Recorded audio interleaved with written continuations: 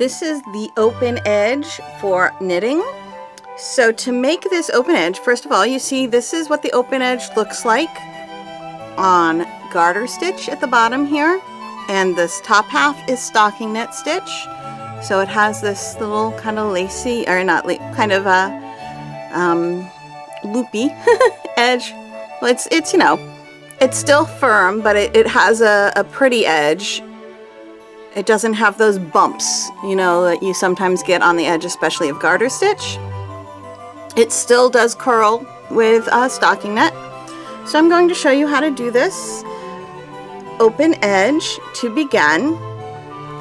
On your knit side, on your right side of your fabric, you knit one, you slip one knitwise.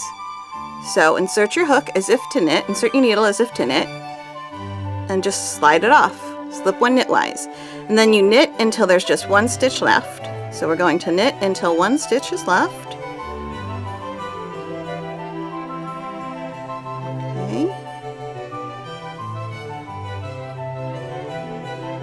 Now there is one stitch left, and you slip the last stitch knitwise. Slip one.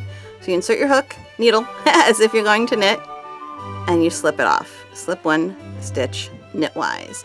Now we turn, and the reverse row, the back row, is purl across if you're doing stocking knit. Basically it's purl one, do your pattern to the end, and then purl the last stitch. So we're going to purl all the way across since we're making stocking knit stitch.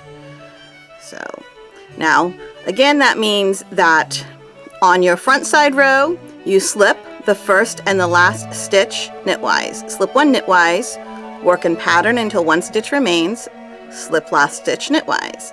On the reverse row you purl one, work until one stitch remains, and you purl the last stitch. There we go, we just purled all the way across. That's all it takes. Happy knitting!